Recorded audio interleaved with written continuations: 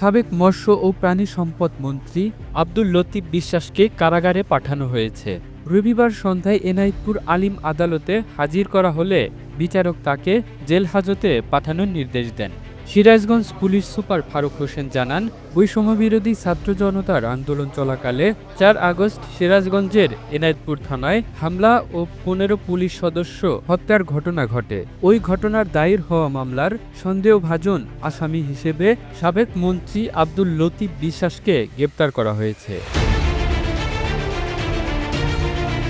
এর আগে রোববার দুপুরে বেলকুচি পৌর এলাকার কামারপাড়া নিজ বাড়ি থেকে আব্দুল লতিফ বিশ্বাসকে আটক করে যৌথ বাহিনী। এরপর সিরাজগঞ্জ সরকারি কলেজে অবস্থিত সেনা ক্যাম্পে রেখে বিভিন্ন অভিযোগের বিষয়ে তাকে জিজ্ঞাসাবাদ করা হয়। পরে এনায়েতপুর থানায় হামলা ও 15 পুলিশ সদস্য হত্যা মামলায় গ্রেপ্তার দেখানো হয়। পুলিশের পক্ষ থেকে করা ওই মামলায় আওয়ামী লীগের 4 নেতার নাম উল্লেখ করে এবং 6000 অজ্ঞাত পরিচয় ব্যক্তিকে আসামি করা হয়েছে।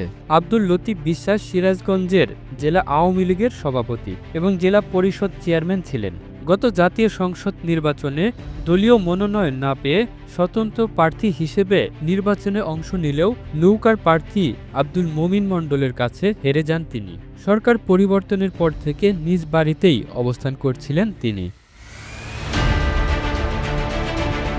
The news Bangladesh, national desk.